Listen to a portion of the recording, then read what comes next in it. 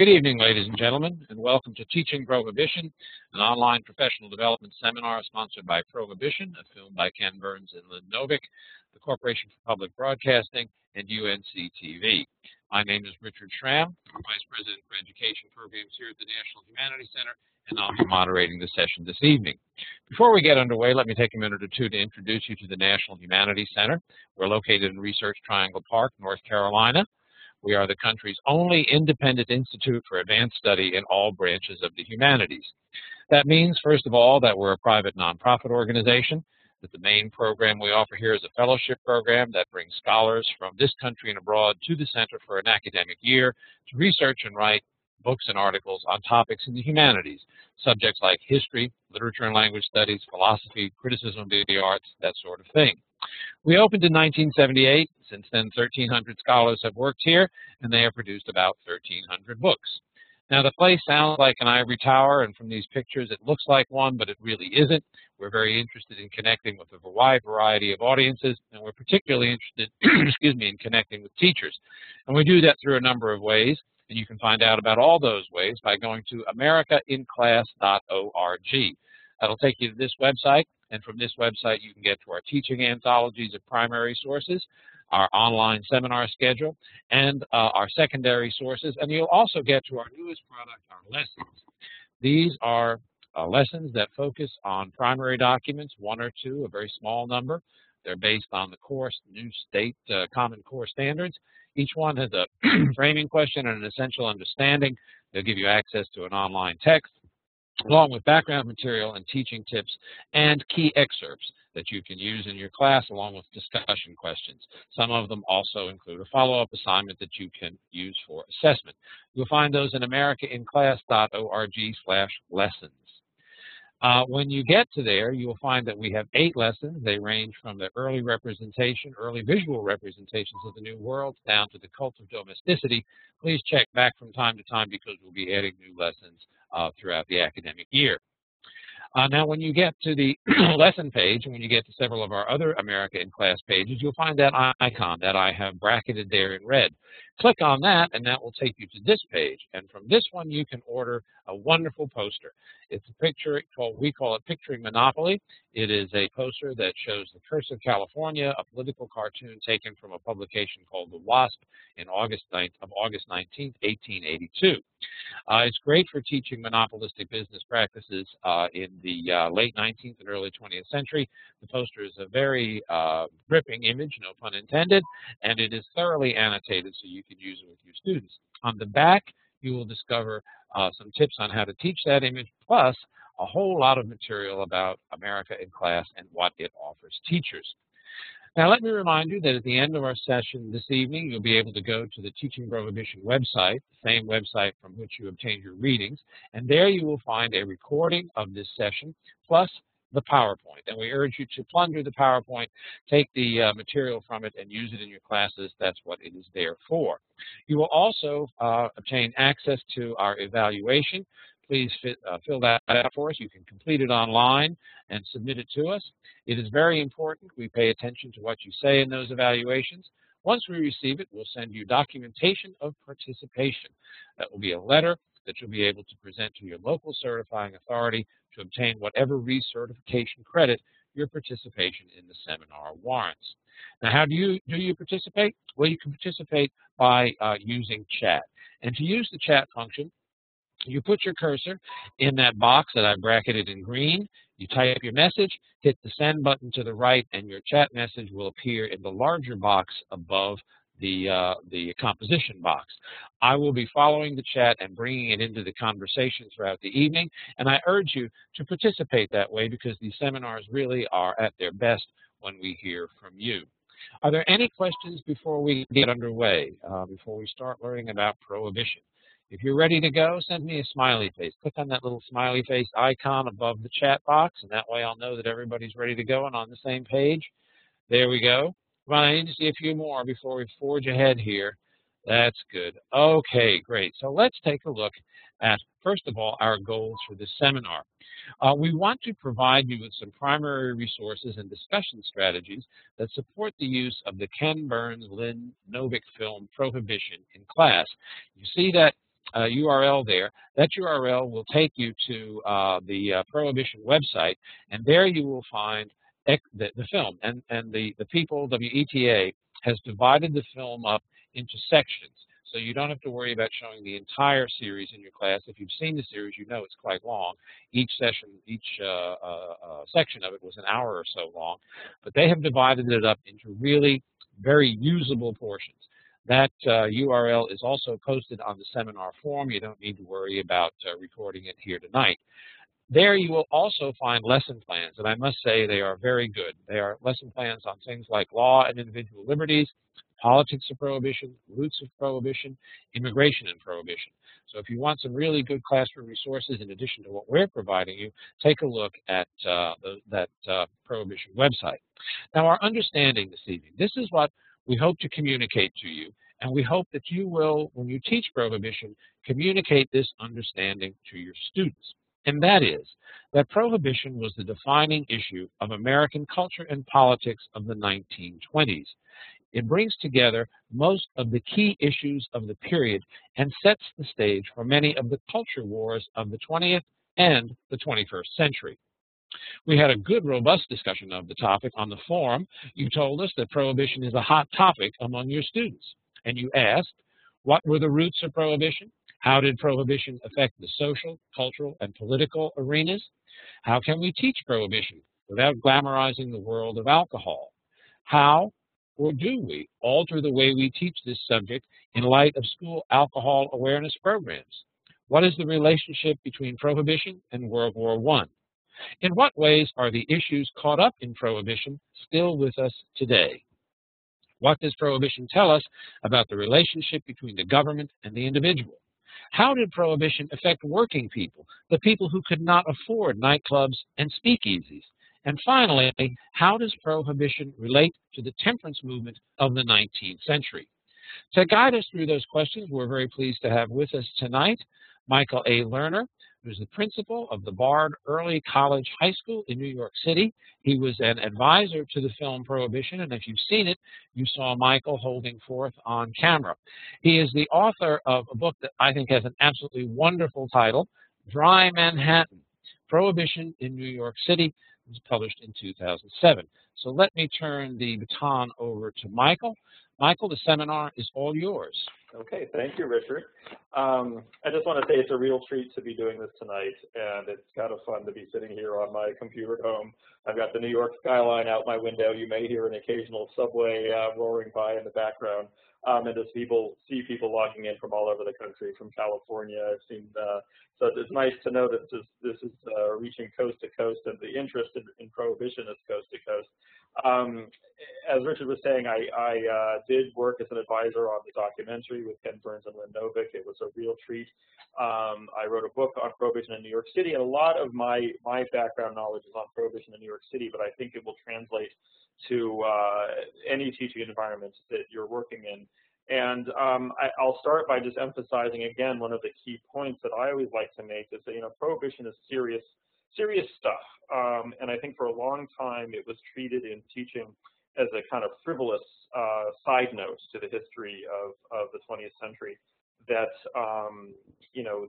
the gangsters and flappers might have been a fun thing to delve into, but it really wasn't a serious topic. And I appreciate that the film, the documentary, has helped to re-emphasize how many serious issues are tied up to prohibition, and that this really is a very serious defining issue for the 1920s and really for much of the 20th century.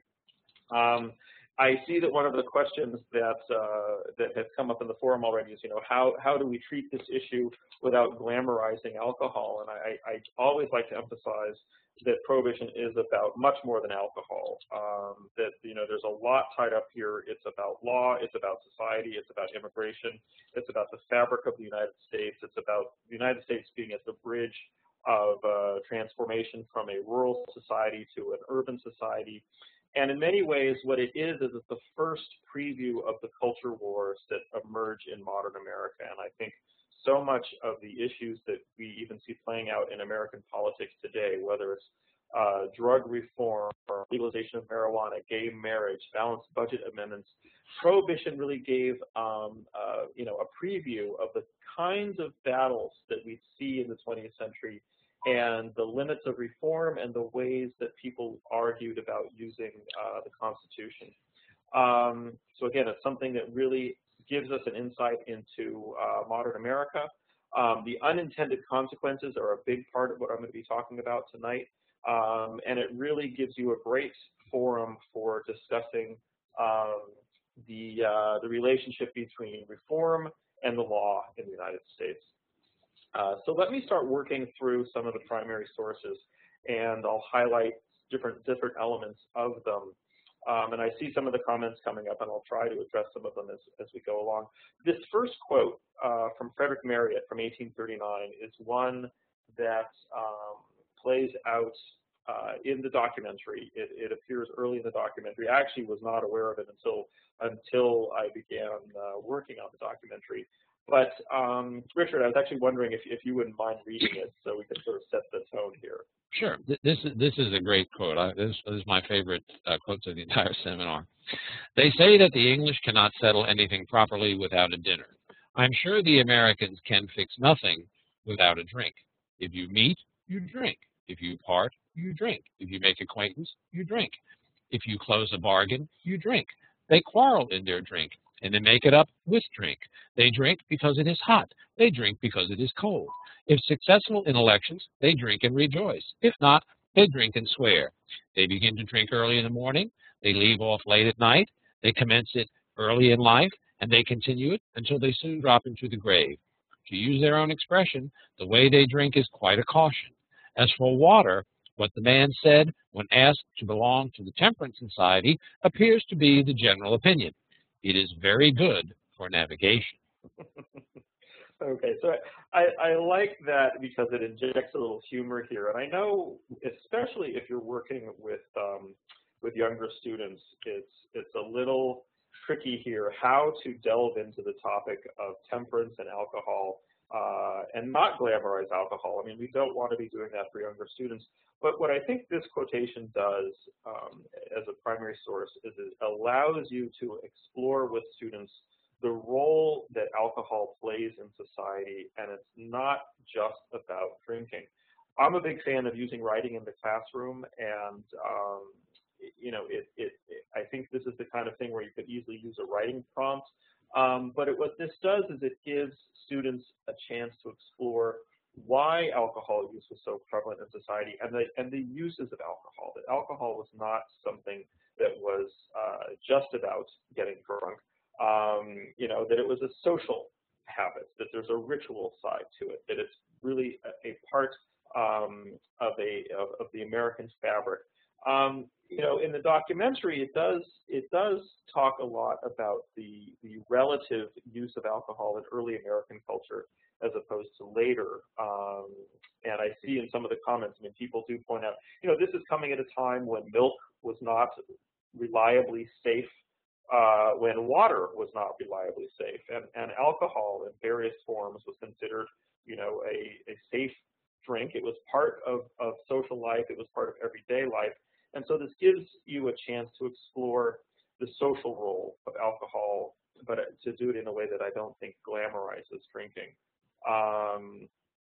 So let's keep moving on. I mean, I think, you know, we can come back to some of these issues about the role of alcohol in American society.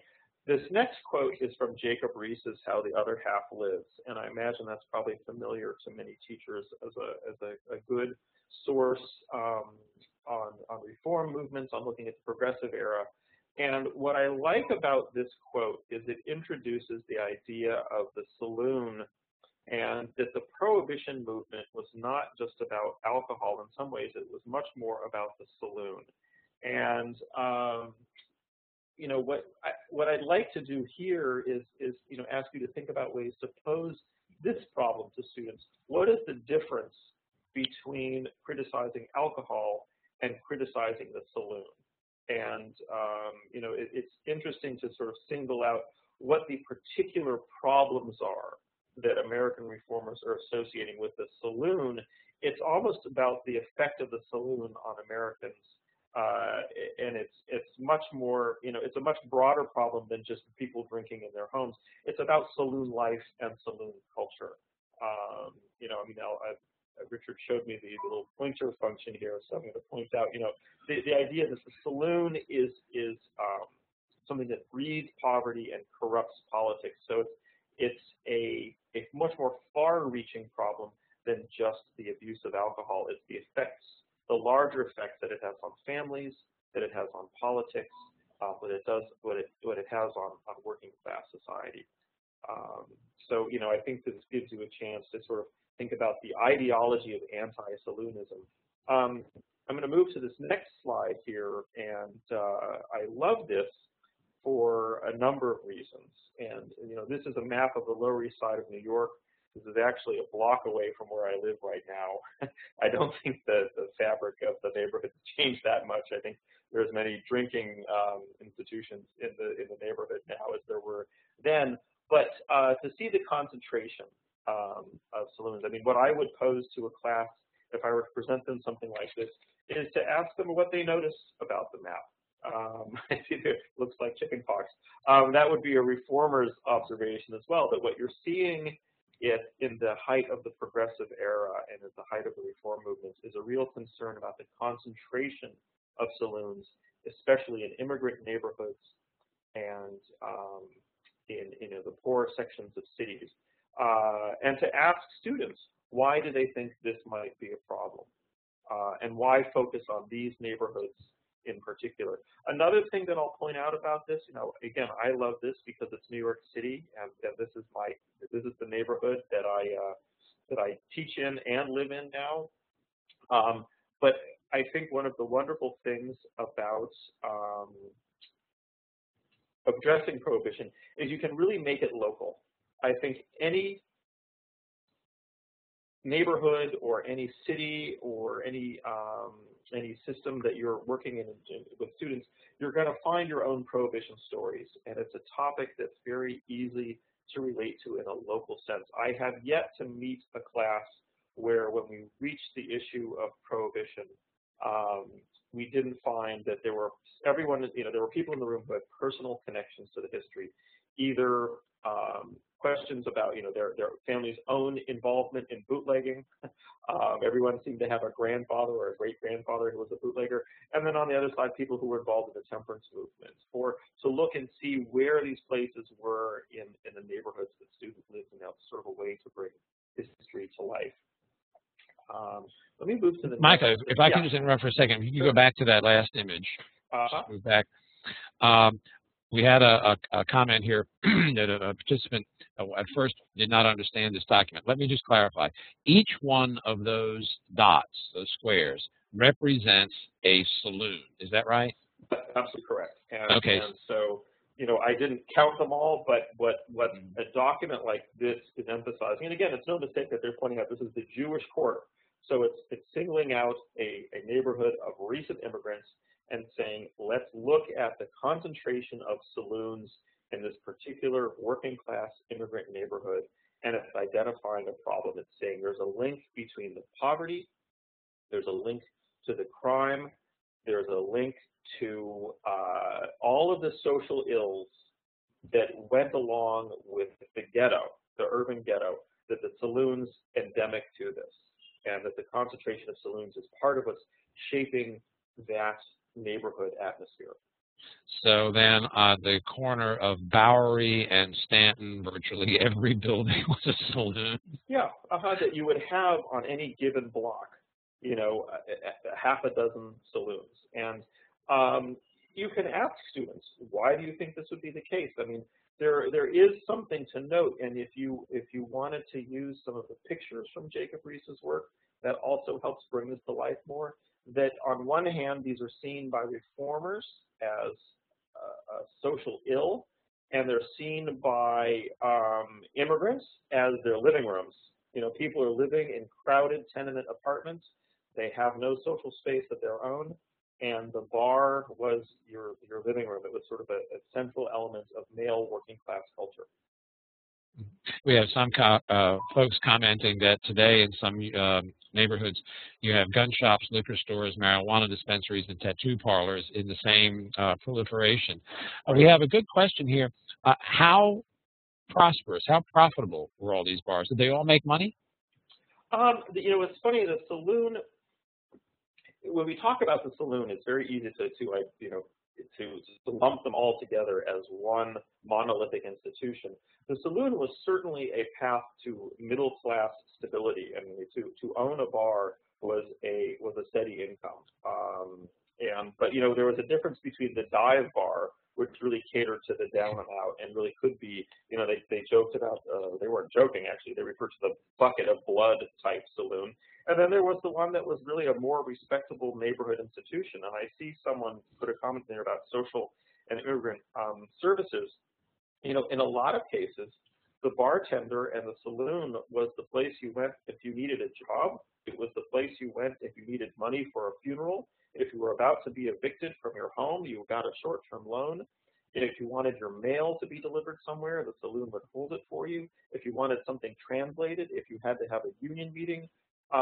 So these were all parts of saloon life. So there, you know, not all saloons were the same, but certainly they were, you know, a clear path to a stable middle class income in terms of a professional career.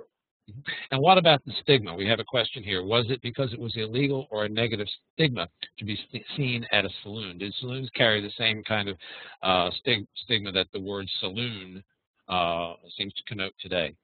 Yeah, I mean, that's a good question. Now, keep in mind, we're talking about before Prohibition, so they're not illegal. They are licensed, they are regulated, and the stigma really depended on the nature of the saloon and who was looking at the saloon. So for you know, middle class progressives who looked at the urban ghetto as a place to be reformed, certainly the saloon had a very negative stigma. For the residents of the working class neighborhood, the stigma was not as strong. The stigma was really, you know, this was a part of your cultural identity. And in my book, I talk a lot about how bars had very strong ethnic identities. So if you were an Irish immigrant, if you were an immigrant from Bohemia, if you were an immigrant from Poland, if you were an immigrant from, you know, every different ethnicity seemed to have their own version of the saloon. I see the question was popped about women. For the most part, these are male domains. It was not unheard of for women to be in saloons. They often sat in separate sections, or it was acceptable for them to be in saloons in the middle of the day. You know, the same could be said for children, but it's largely a male institution. Okay. All right. Shall we move on then, Michael? Yeah, let's move on. So, as you know, the idea of reforming the saloon and getting rid of the saloon is really what's driving much of the Prohibition movement, and it's also very much directed at cities.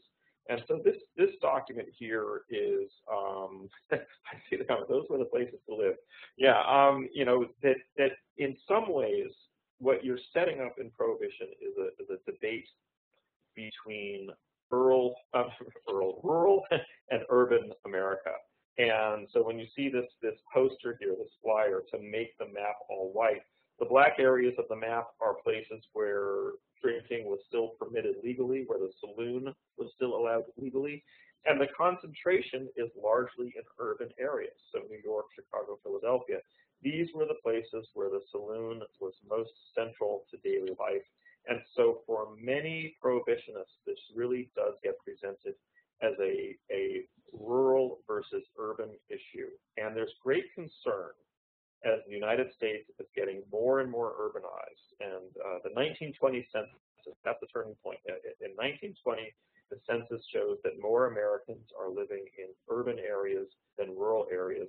And what I think this reflects is an anxiety that urban culture is going to come to dominate rural culture. And urban culture means, of course, immigrant culture, and the culture that tolerates saloons and has them serving as part of daily life. I see this question, when you say urban, could you be more specific? So these are cities with populations. I think the Census Bureau used the definition of a city was a population of over 10,000, which doesn't seem so large today, but the 6 largest cities in the country listed there are the ones that people, were most concentrated, and those are the large immigrant cities as well.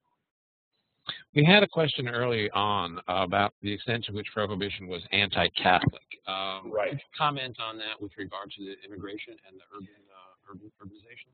Absolutely, and that's a very good point, that anti-Catholicism, anti-immigrant sentiments, anti-Semitism, these were all a part of the movement.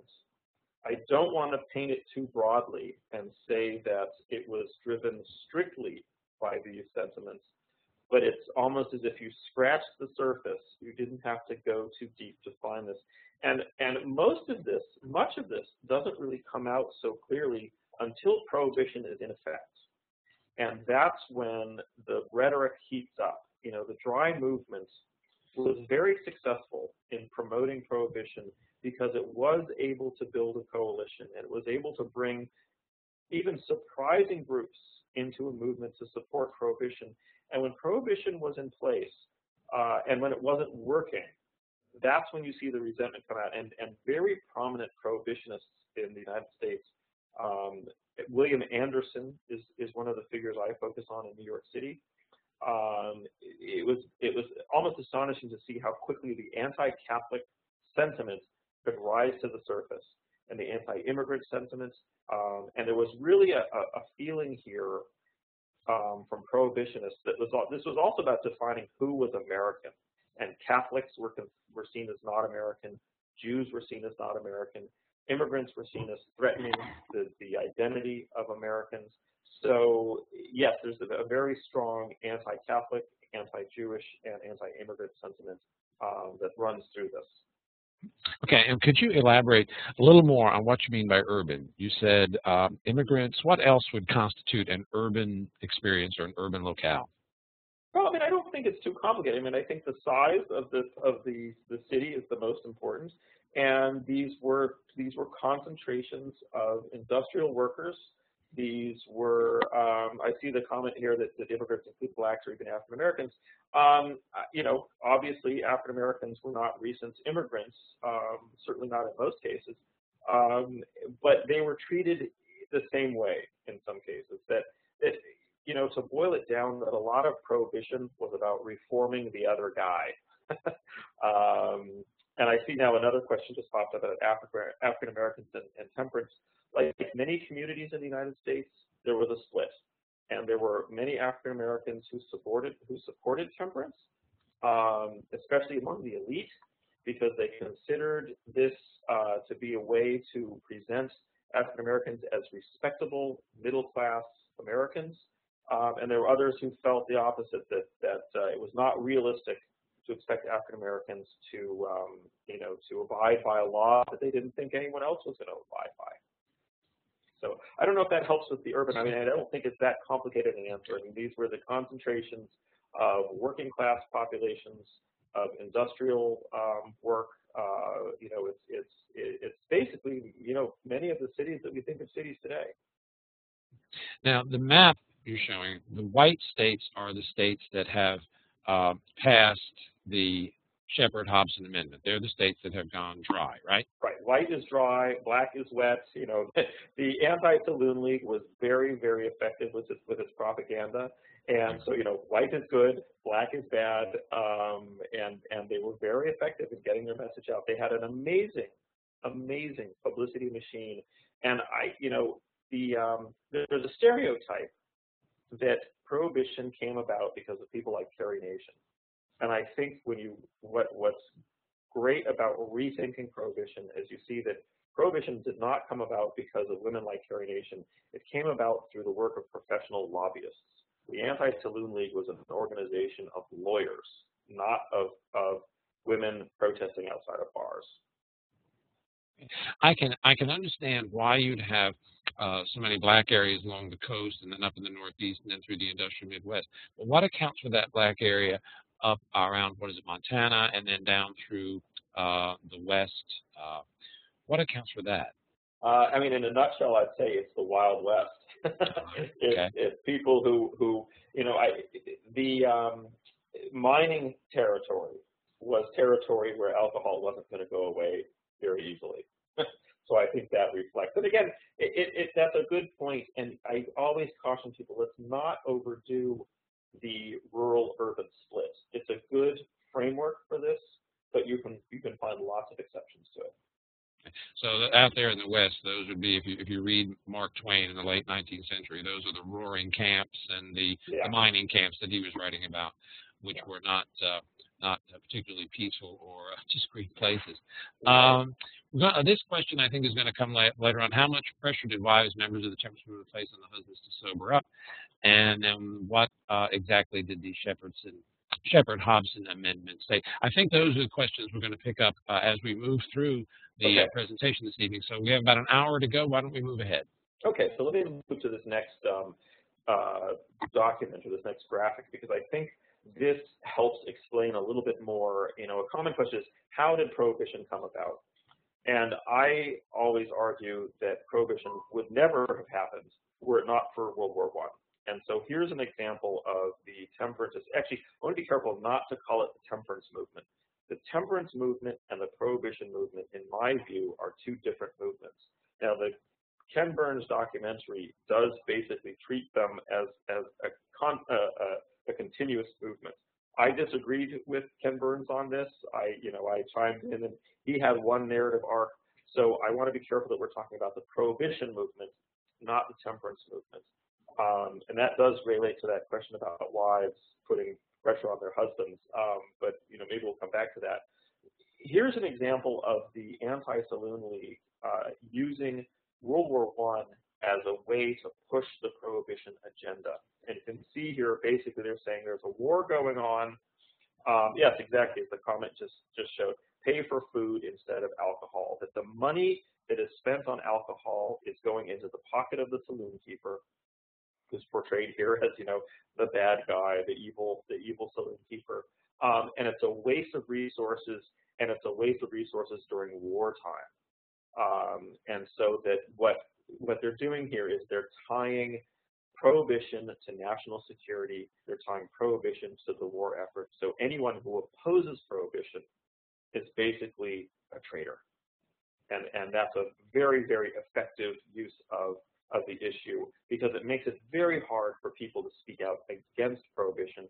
And you have to think, of course, who is running the brewing industry in America at this time? It's Germans.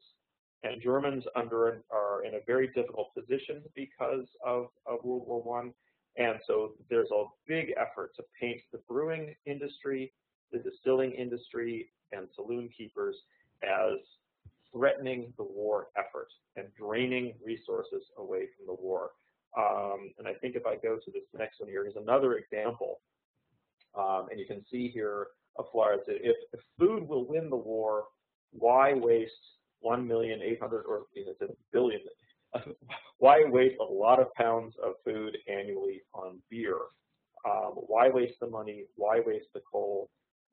And so it's really this argument that drinking and saloons and these industries are undermining the war effort. And it's a very difficult argument for the wets, or the opponents of Prohibition, to fight against. And ultimately, they lose that battle. I mean, this gets rushed through step by step through a lot of wartime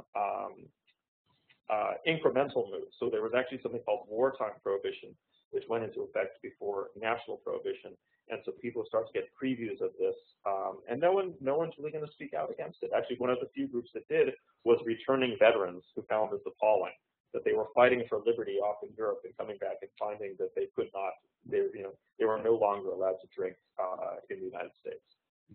And could just clarify the difference between Prohibition and temperance once again? Mm-hmm.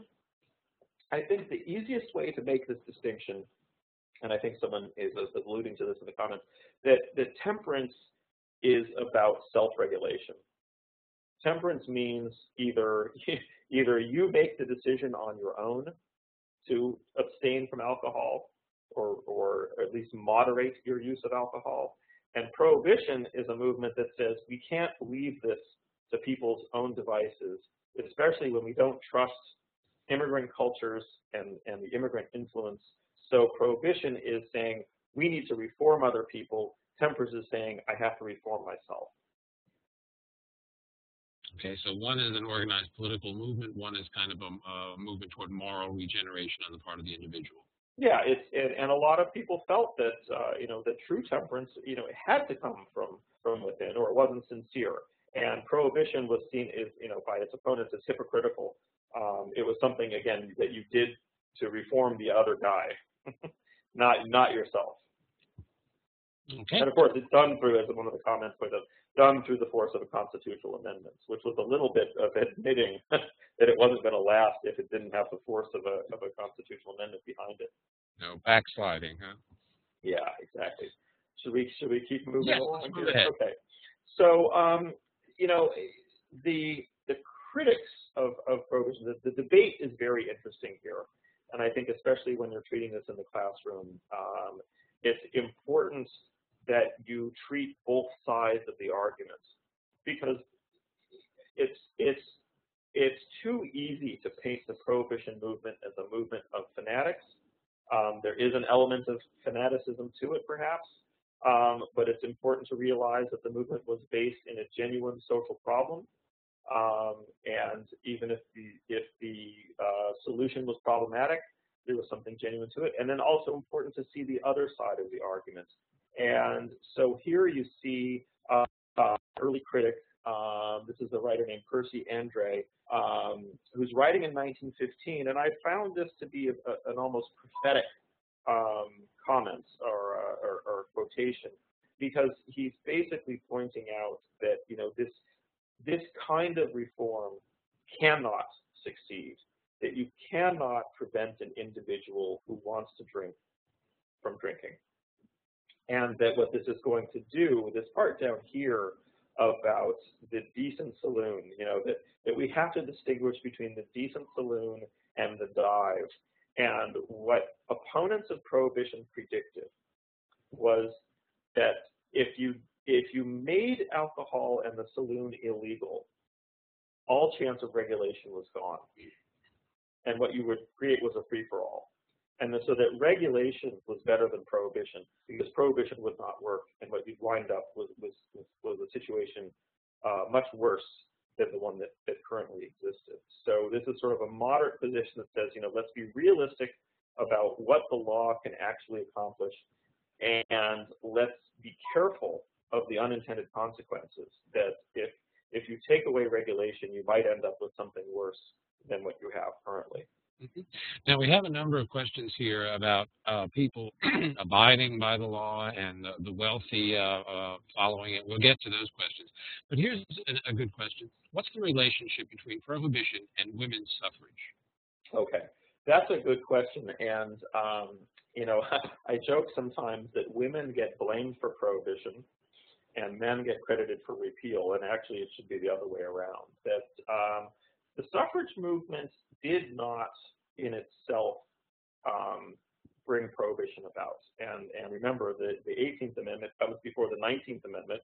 So, if this is going to be decided at the polls, which it really wasn't in many ways. I mean, it was done by astute engineering of a lobbying campaign by the Anti-Saloon League.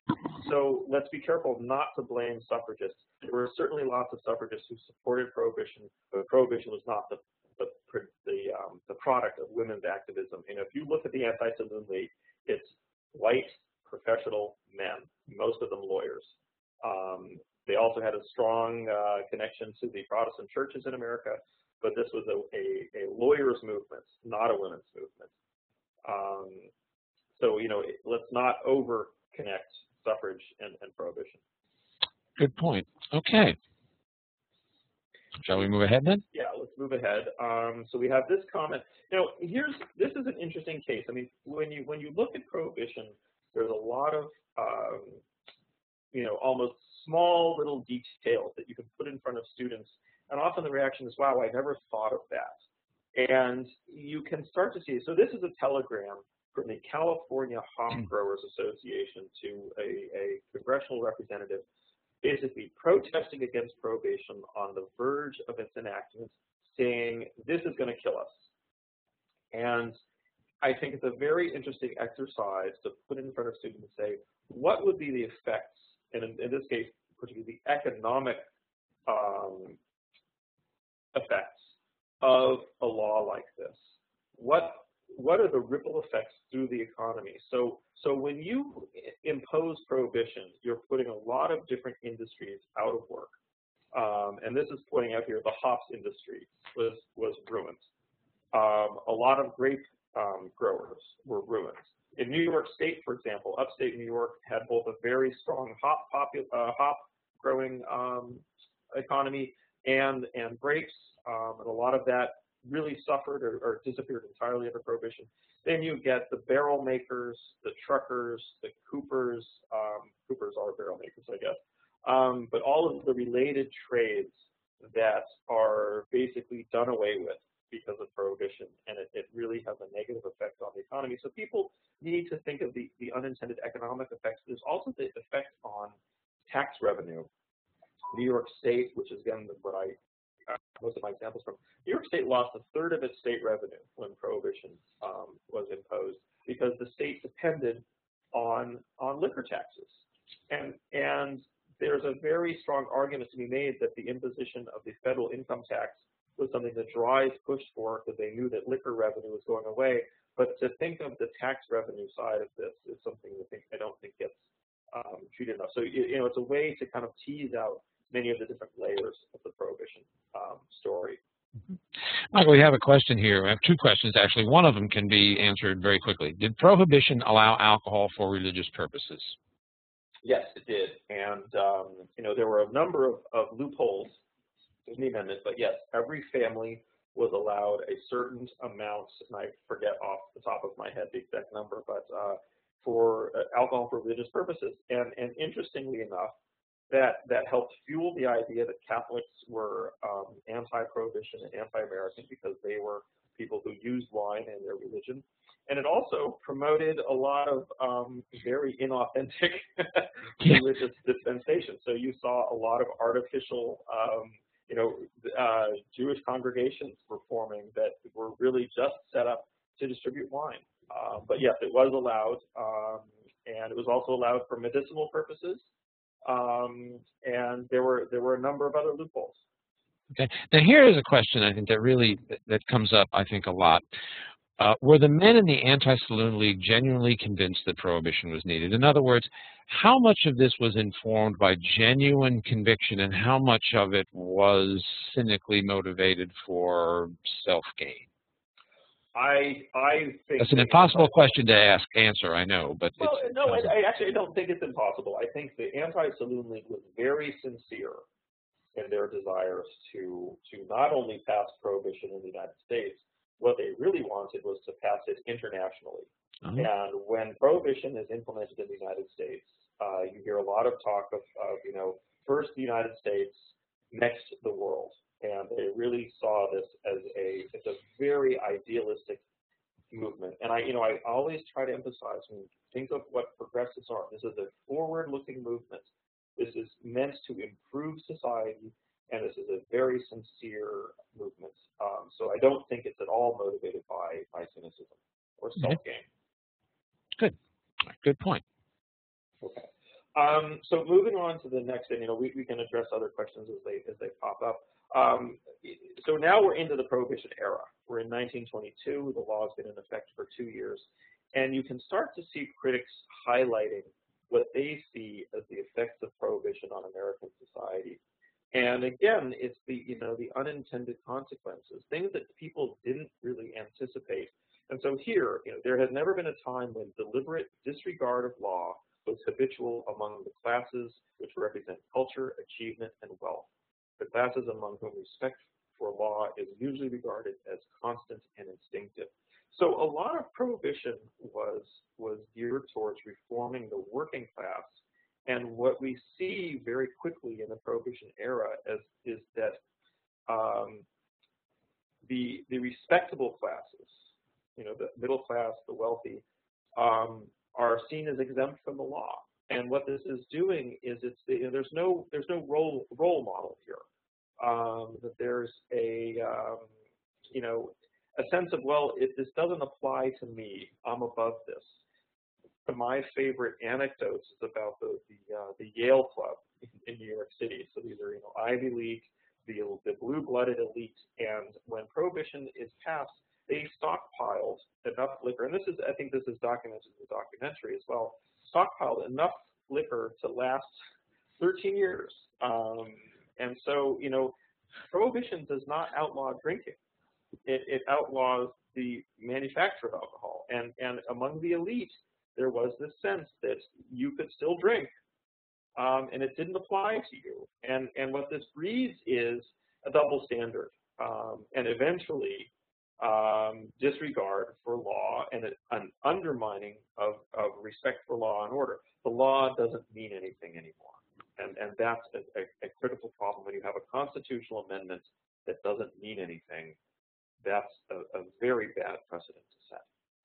Michael, you mentioned there the elite, and we have a question here that bears upon that. Did the rich benefit from Prohibition? So let's expand that question a bit and ask, who benefited economically from Prohibition? The rich didn't have any particular benefit. Those who benefited from Prohibition were those who learned how to make money. So organized crime benefited tremendously from Prohibition. Canada benefited tremendously from Prohibition. People, Cuba benefited from Prohibition because of tourism. But there were very few benefits to go around other than for those who were making money off the illegal liquor trade. There were lots of people who were promised benefits, and this is very interesting. So people thought that Coca-Cola, sales would skyrocket, that grape juice sales would go up, that movie tickets would go up, that people would go to the theater. And so all sorts of people were salivating about the opportunities that Prohibition promised, and none of that panned out.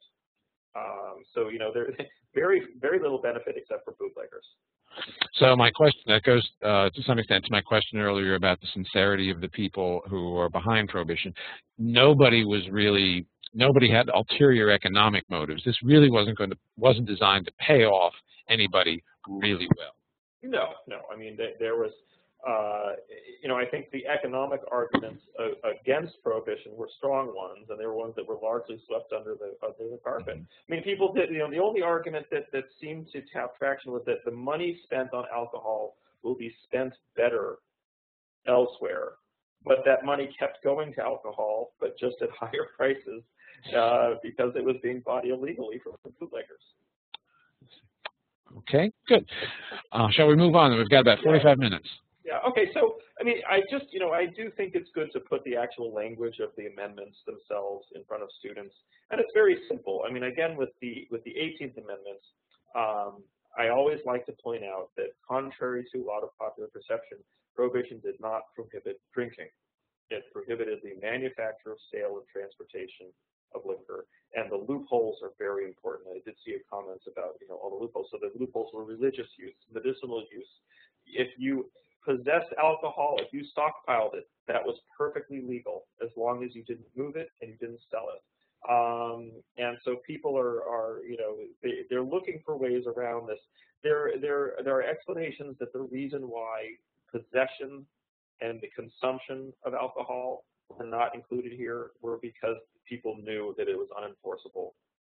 Even this much was unenforceable. But I think it's important for students to understand the exact language of the amendment, and that the 21st Amendment is just sort of a constitutional oddity. That here's the only amendment that ever says forget that other amendment, and it's simply straightforward. It's kind of it's also important to look at the time frame. That this is a almost 14-year experiment that failed, and there were a lot of people who thought, this is in the Constitution, it's never ever going to go away.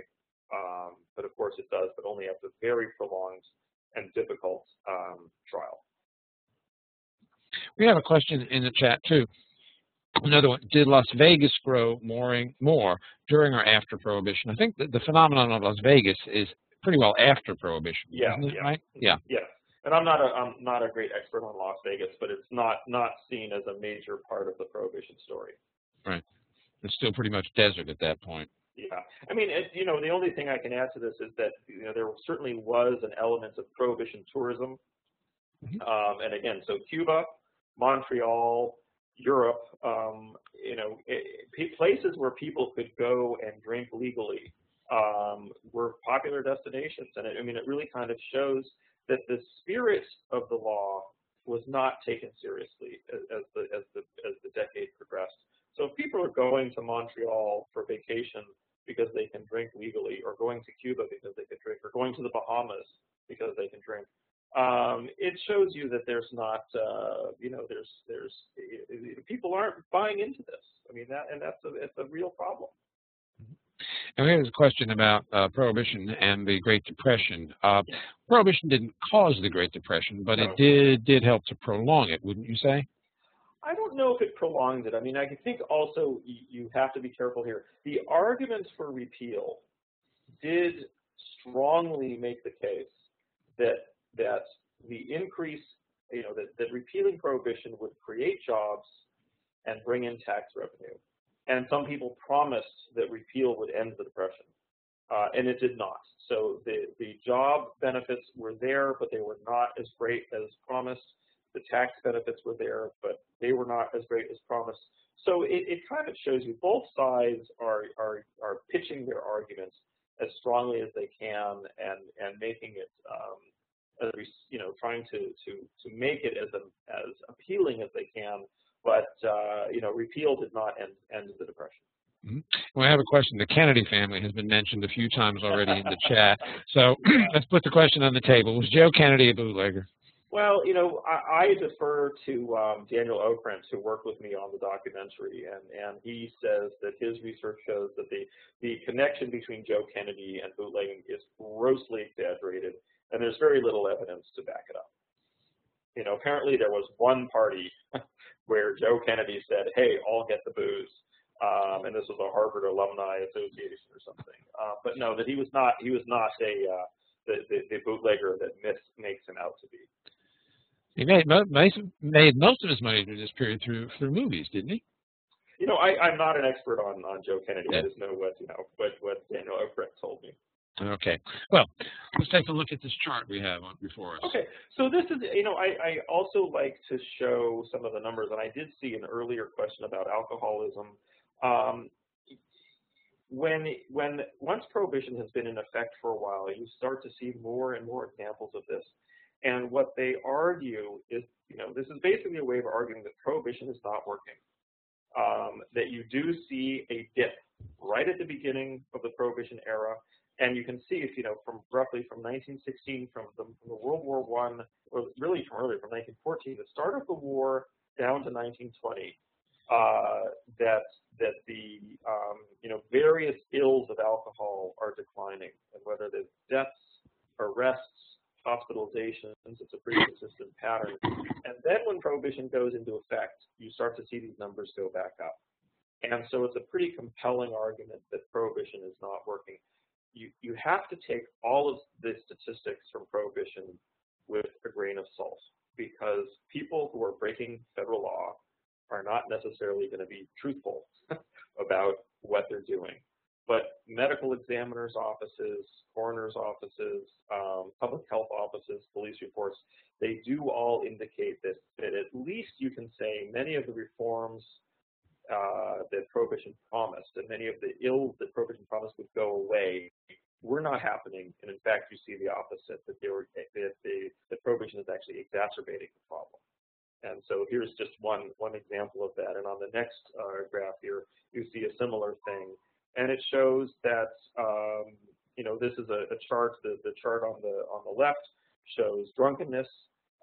It's arrests for intoxication. And again, you see the decline during the war period, and then the spike once Prohibition begins. And so again, it's that argument that you take away the regulation, and you're actually winding up with a worse situation. And this quotation that I picked out This whole document, which is about a 20-page survey, and it's available on the web. You can get the full text. But one of these effects here, I'll just highlight this this thing about what it's doing to boys and girls, and that one of the most disturbing elements of prohibition was that you started to see drinking among populations that really had not been considered a problem. So young boys and girls drinking heavily, winding up drunk in the streets, and opponents of prohibition said, you know, at least under the saloon, you had a saloon keeper who actually took some pride in regulating what was going on in their establishments, and they would cut people off, and they certainly would never serve to children. I mean, that was just, it was not done. No responsible bar owner would do that. Once you've taken away that regulation, anything goes. And so children who see the allure of alcohol during Prohibition and have no one stopping them from getting it are winding up drinking. And so, this is the kind of fact that gave a lot of supporters of Prohibition, it started changing their minds. And you do come across a lot of people in the 1926, 1927, 1928 period who say, I did believe in this, and I thought it would be a good thing, but now I see what it's actually doing, and I'm against it because I think it's not working, and in fact, it's making the problem worse. Mm-hmm. We have a good question here. Was about the wartime decline. Was the wartime decline more because of patriotism, limited availability of resources, or the absence of men? So what caused that wartime decline? It's all of the above. And so what you see, what's happening in wartime is that you start to see laws being passed. Starting with there's the Wartime Prohibition Act, and there were other acts that come with it. It was illegal to serve men in uniform. They could not be served alcohol. Restrictions and rationing were placed on grain and coal and resources, and so the production of alcohol decreases. People did take to heart the calls for sacrifice in the name of national, in the name of supporting the war effort. And so all of these combine, and so you do see both greater restriction of and a tendency to stay away from regulation. In New York City, a curfew was imposed, and the drinking culture changes during the war, and so that really accounts for the decline. I mean, it's really a gradual decline, but it's a noticeable one. We've had a number of questions here about the drinking age. So in this quote, how old are the boys and girls and the young people that this author is talking about? Yeah, when I've come across documentation with sources that address this problem, they're talking about 12-year-olds, 13-year-olds, 14-year-olds. They're not talking about 18-year-olds or 19-year-olds. And the question of the drinking age, I mean, when, of course, there's no drinking age under Prohibition because no one's supposed to be drinking at all. But the drinking ages really are part of that very interesting post-Prohibition period where each state is trying to come up with regulations that make sense and it's not just drinking age, it's all sorts of other strange regulations as well about, whether drinks could be consumed standing at a bar, drinking, the hours and things like that. So drinking ages are really coming out of the post-Prohibition period. Mm-hmm. We have a good comment here. It would seem that the decline in drinking would remain during the first years of Prohibition due to people's fears and uncertainties of how the law would be enforced. A few years into the law, people knew how to avoid getting caught. Is that generally the true? As time went along, did more and more people begin to ignore it? When I did my research for my book, I was very interested to find that people were finding ways to avoid getting caught hours into Prohibition. It did not take years. and a lot of bars just stayed open, doing business as usual, saying, I'm going to wait until they come get me. And so the ability for people, that uncertainty did not last very long. It was very clear immediately that people could break the law and get away with it. If only, part of it simply because of the volume. You were seeing, what eventually became tens of thousands of arrests in every American city every year. Courtrooms being flooded, 2 and 3 year backlogs of cases. And so it didn't take years at all. It was a very quick realization that this was going to be very difficult to enforce. Part of what I'll point out, and it was a common joke about prohibition at the time, that, Congress passed it, but they weren't going to pay for it. And that the enforcement mechanisms were never, ever sufficient for this task. So I'll use the example of New York again because I know it best. New York State had 200 prohibition agents for the entire state. And, that's a joke, that 200 people are going to enforce prohibition in an area of that size with that population. So people knew that getting away with breaking the law under prohibition was not going to be difficult. We have a question again about the children. Question about weren't a lot of these children working, full-time workers. So let me ask about just who these children were. Were they the children who are of poor and immigrant families who may have been, working, or were these, more middle-class kids, or was it widespread across the board? Well, I think it ended up being widespread across the board. You see many reports of working-class children. Many of them, this is the period where child labor reforms are largely in place by this point. So, it's not so much that they would be working, but they're young working-class children. But you also see it among the elite and the middle class as well. I mean, alcohol was becoming very prevalent, especially in cities. And so you found this to be a problem at all levels of society. So in other words, the effort to restrict alcohol had the effect of making alcohol much more broadly available, even available to children. Yes. I mean, it was anyone who wanted to get it could get it. And because it was such the money was driving it, not any sense of law or regulation. So that goes back to your point. The effort to regulate it, it would have been better just to regulate it rather than to try to prohibit it altogether.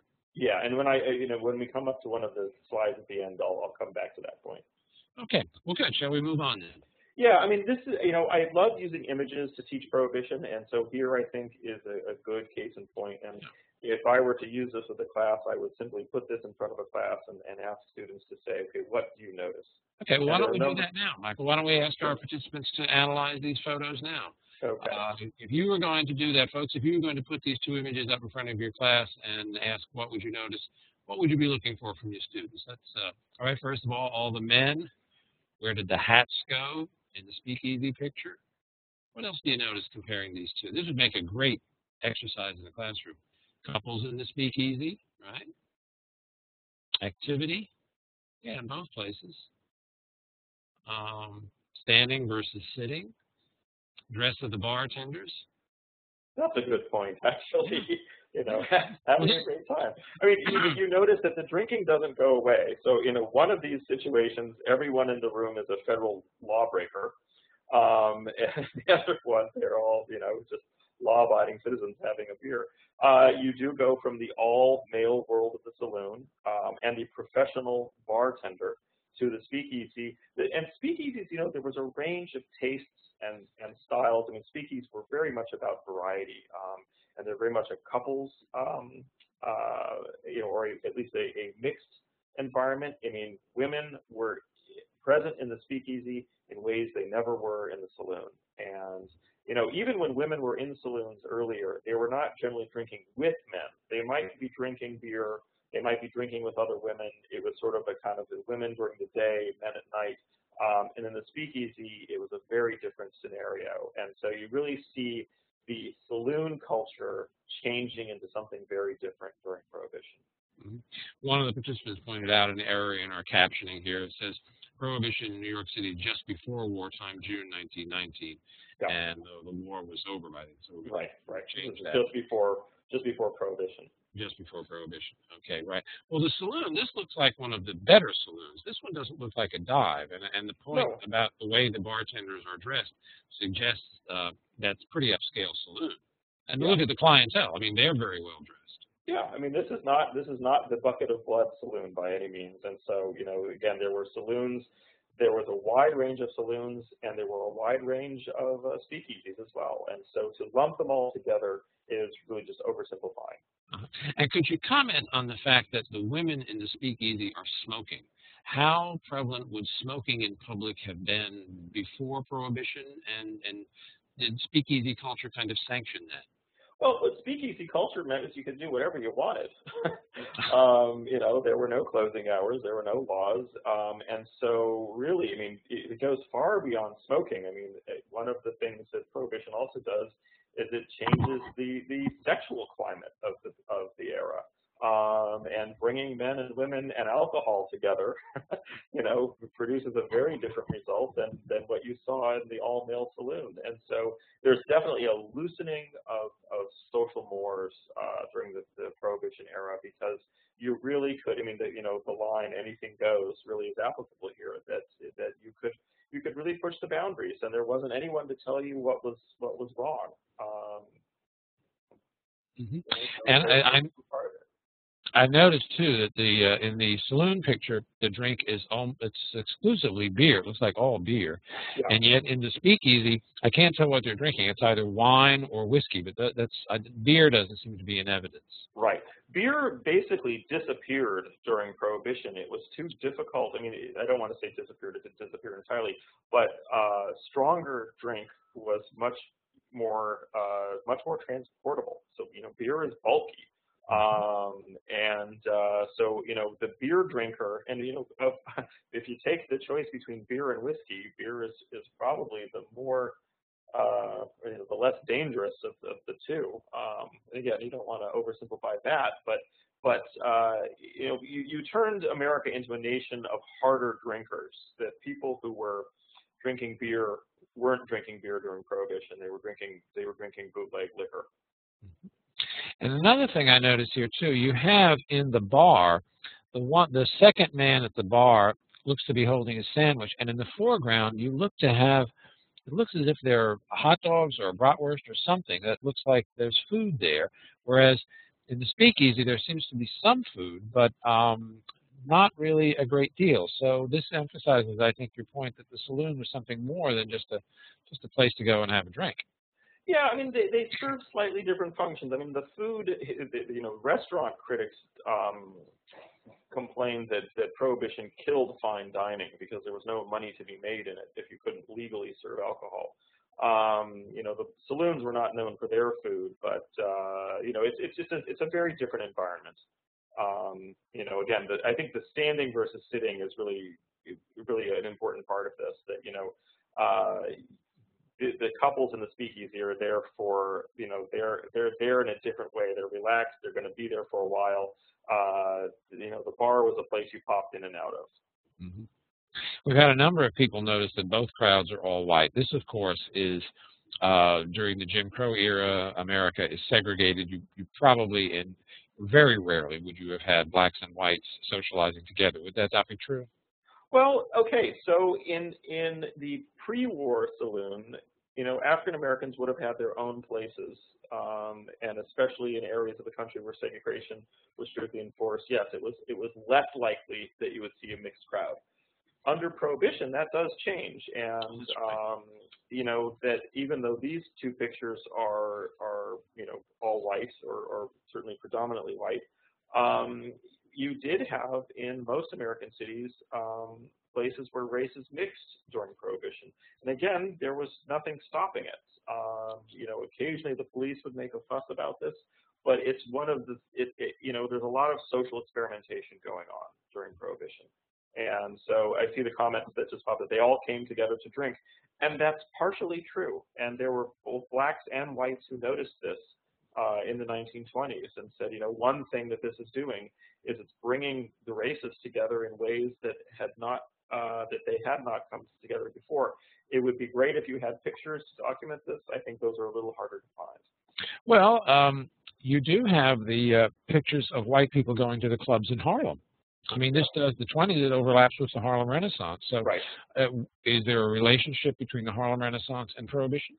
Oh, certainly. I mean, I think that the culture, speakeasy culture, is part of what fuels the Harlem Renaissance, and you know, jazz and the notion of slumming. I mean, you know, it creates a particular moment that certainly does feed into the Harlem Renaissance. Okay, good. Well, I think we've gotten a lot of mileage out of this picture. I think it's probably going to end up in a few classes. I hope it will. Okay. Good teaching. So I'm watching the time, so I want to make sure we keep moving along here. I think we got plenty of time. Okay, good. So this next quote, I mean, again, the enforcement issues are important to bring students back to. And so Richard Enright was the police commissioner for New York City. And I think it's very interesting to see a law enforcement officer singling out a law, you know, police commissioner saying this law does not have the moral support of the public, and basically almost throwing in the towel, saying this is never going to work, it's unenforceable, and seeing a real danger in the effect that this is having on policing in the United States. That not only is it undermining respect for the law, it's also corrupting the law enforcement agencies. And during the Prohibition era, you had police corruption. You know, when you could be a typical bribe from a bootlegger could be the equivalent of you know, several months' pay.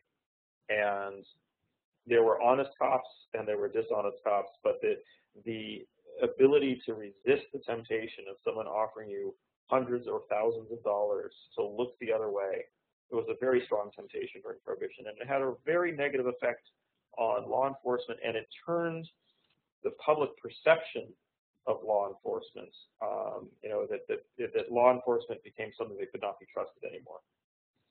It was, you know, Prohibition basically corrupted everything it touched. And so another unintended consequence. Exactly. Yeah. Mm-hmm. Right.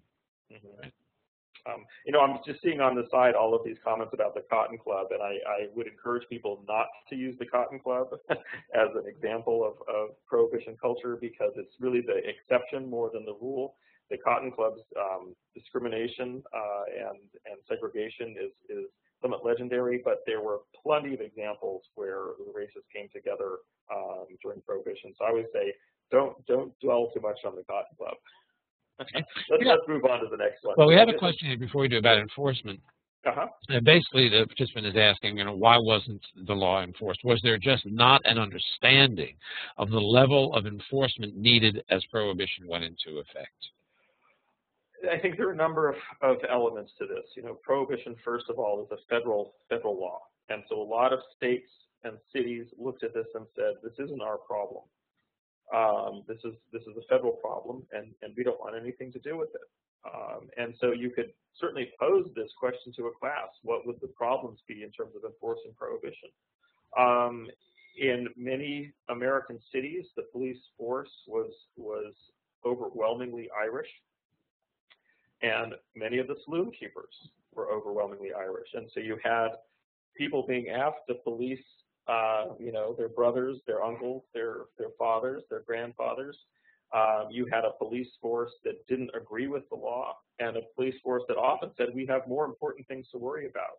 It's very common to hear complaints from police officers saying, you know, I should be out chasing murderers and rapists and thieves, and instead I'm looking into teacups in nightclubs.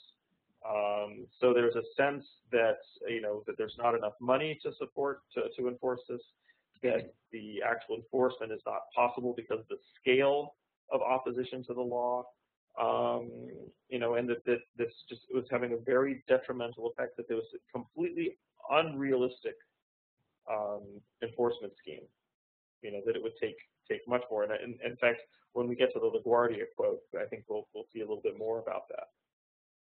Okay.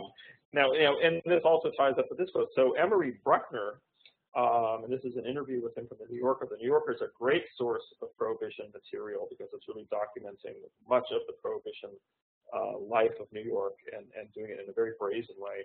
But Emory Bruckner was the federal attorney general, the United States attorney for New York City, at least for the Southern District of New York. And it's astonishing to see the attitude that he has here, which is he says, I know my job is to enforce this law, but my bigger concern is hypocrisy. And this line here that the man who buys liquor when he is thirsty is not a criminal, even though he's breaking the federal law, as long as he is frank about it and professes his dissatisfaction and votes as he votes, I have no particular quarrel with him. Bruckner, the line that I love the most from him was "vote as you drink," and he said that the big danger here was hypocrisy. People who argued for prohibition but drank in secret, and he said that was going to be the worst consequence of prohibition. So again, the law enforcement agents here are seeing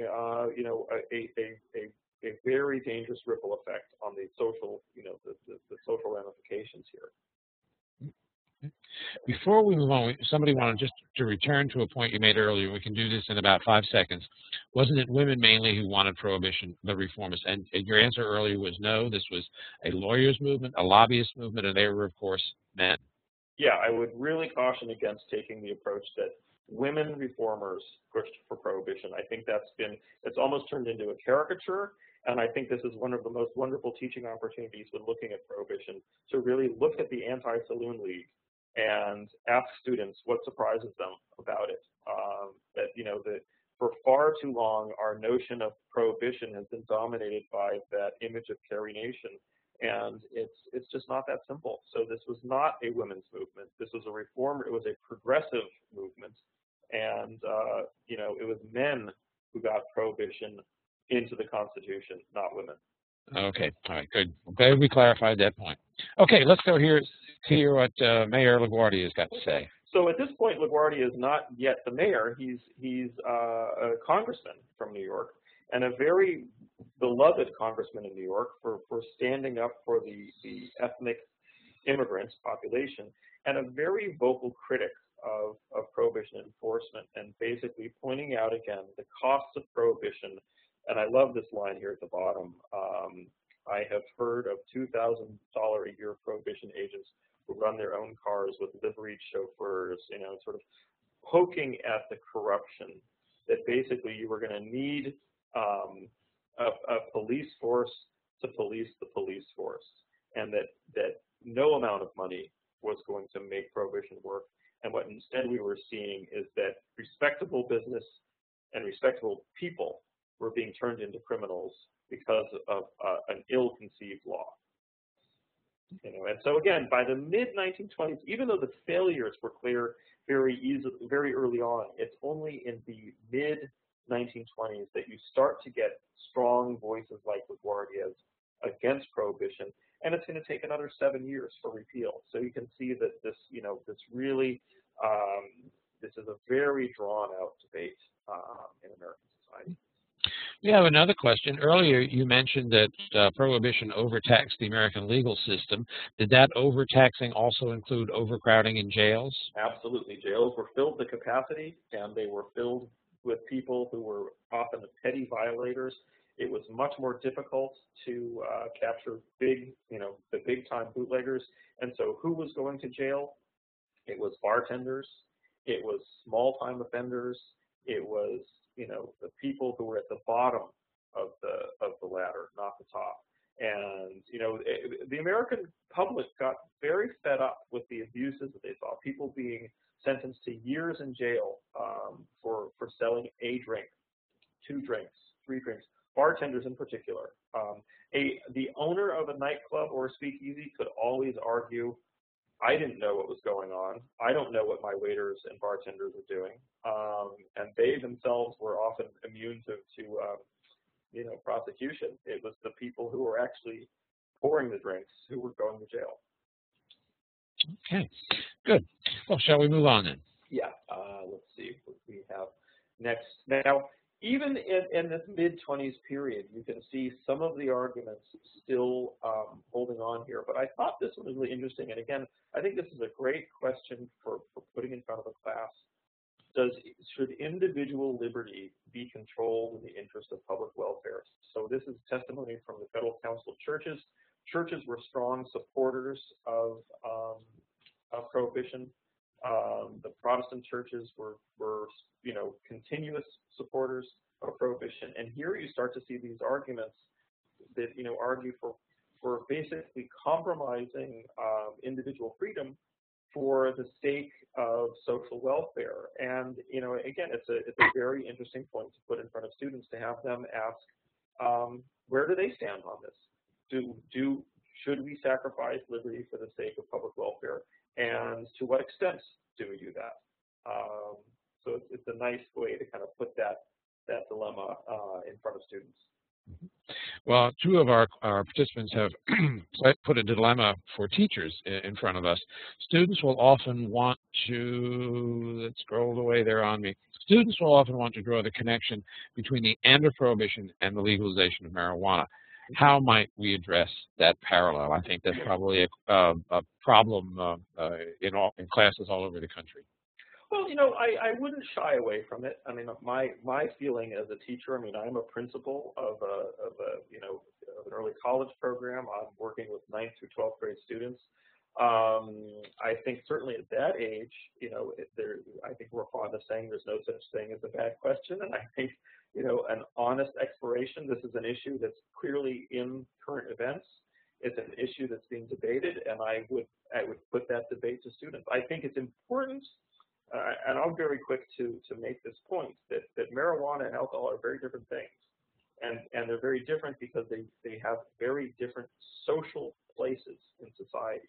And that alcohol is used in a different way. Now, certainly the argument has been made, and I don't think it's incorrect, that in many ways alcohol is more dangerous than marijuana. But I would say that's an argument that I would love to see engaged students taking on. What are the differences between alcohol and marijuana? What would be the arguments for legalization of marijuana, legalization of medical marijuana? What would they see the unintended consequences of that being? And so, I do think that it's a great way to have students honestly and sincerely take on a pressing current social issue. Mm-hmm. So you would press them to consider the details of each prohibition and marijuana, the real nitty-gritty details. What's the difference? Where there are places in society? Those kinds of questions.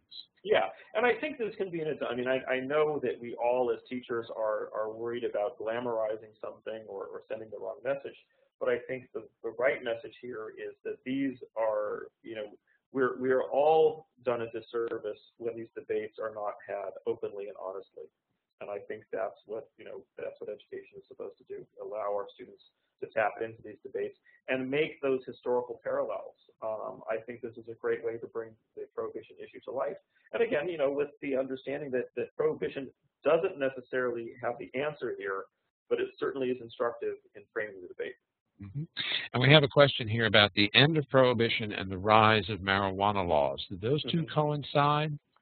I'm not really an expert on marijuana laws and the history there, so I wouldn't really venture, what the connection is there. But, again, I think that's actually instructive in separating the two, that the repeal of prohibition was in some ways a very nostalgic kind of event, that it was seen as bringing back something that had been taken away under maybe ill thought out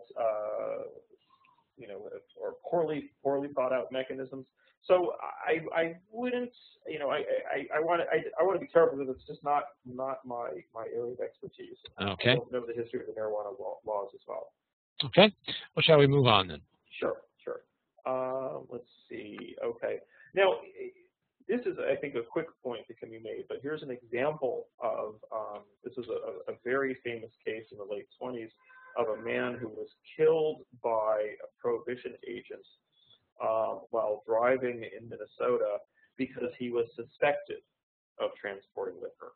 And, these sort of cases outraged Americans, and there are other similar ones of people being shot in raids, boats being sunk, people being killed, innocent bystanders being killed by an overzealous enforcement mechanism. And again, to put this to a class and say, when has a law gone too far? How do you make sense of a situation when, in the effort to enforce a law, innocent people are being killed? So it's just, I think it's an interesting case from the period. Now I noticed, Mike, that was from Minnesota.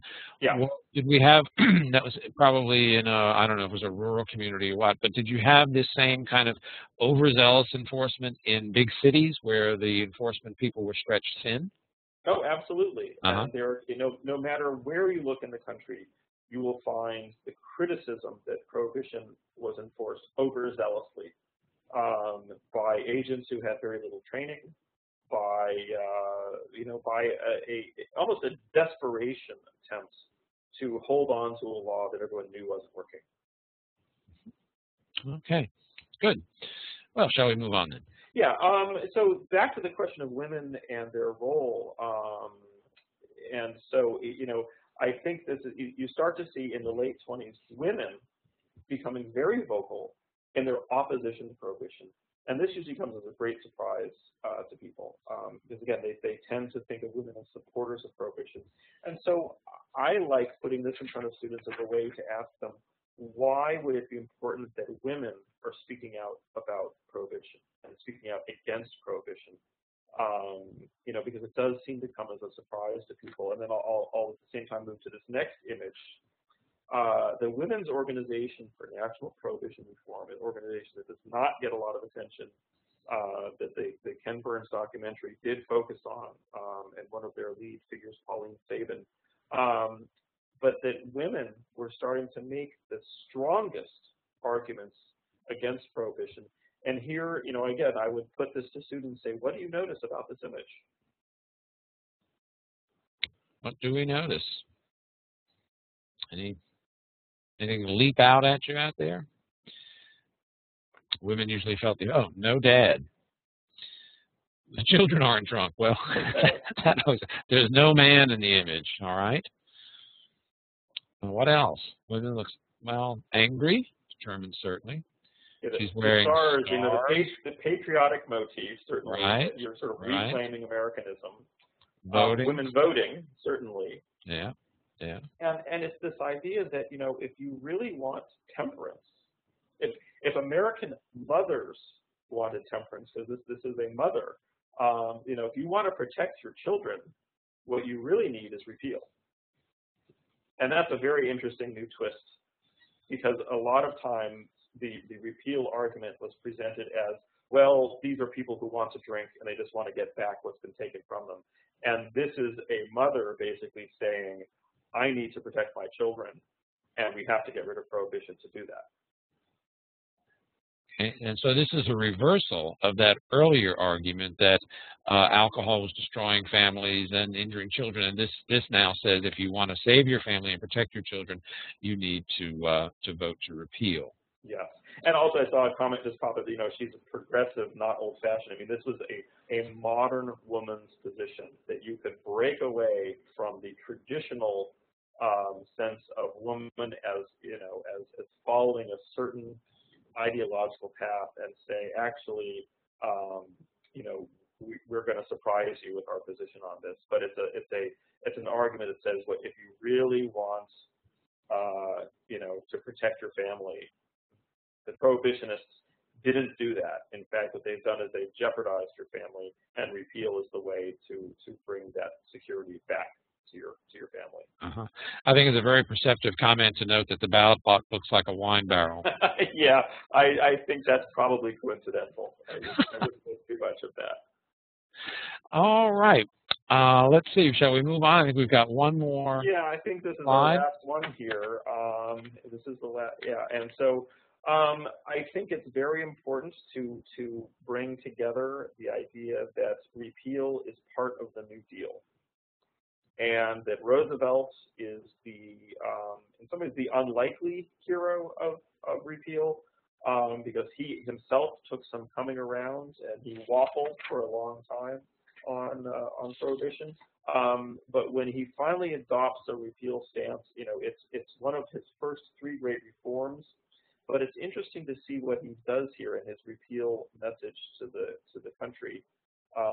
See if I can get this pointer up here. The pointer's not working, but you know, sort of promising that we're not going to return to the bad old days.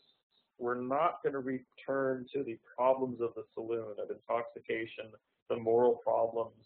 That we want a, you know, well, as this comment sees here, it's always about moderation, and that's really the message here, is that we have to find a moderate way to allow alcohol in society, and get back to other priorities, and that, you know, temperance, the goal is temperance, and if prohibition failed to bring that about, then we need to rethink prohibition. And so it's also important, because I think this gets oversimplified today a lot when people say it's about the evils of governments. And so the irony here is that here is one of the all-time big government people repealing prohibition. So this is not about government or no government. It's about common sense and government. What are the limits of reform, and what are the kinds of reform that government should be engaged in? And so with the New Deal, Roosevelt is shifting the language. He's saying the reforms that we need are economic reforms, and they're reforms that have to deal with the Depression. And we don't need the kind of reforms telling people what to do in their individual lives. And so it's a rethinking of what reform is, but it's certainly not an abandonment of reform. Okay, well, we have come to the end of our seminar, and I think it's appropriate when we're talking about the way prohibition foreshadows debates in the 20th and the 21st century that we end talking about the role of government, and not big government, but smart government, and the way common sense ought to dictate our views upon government. So we've come to the end here. Let me ask, are there any last shots? Have we addressed all of your questions? If you've got anything left to pose, let's do it. Okay. All right. So yeah, last shot. We use this slide on all of the presentations, so it wasn't intended, but I wish I had thought of it that way. Okay. Now, we want to ask you, ladies and gentlemen, to use the forum to continue the discussion, to share your approaches and discussion questions that work. We'll monitor the forum until November 18th, and if there are any comments or questions that we need to pass along to Michael, we'll do that. In the meantime, ladies and gentlemen, please submit your evaluations. Request a poster from us. I don't know if I told you, it's free. I tell your colleagues about it. It is free, folks. You can get a free one, and they're really handsome posters, wonderful additions to your classroom, and great teaching tools. Michael, I want to thank you for giving us an excellent seminar this evening, and I want to thank all of our participants for their vigorous and informed participation. Thanks a lot, folks. I really, really appreciate it. I hope you'll join us again for another seminar. Now, to escape this classroom, you go up to the upper left-hand corner of your screen, click on File. There'll be a drop-down menu. The last item there is Leave Session. If you click on that, you're home free. Thank you very much, ladies and gentlemen. Good evening, and hope to see you again soon. Take care.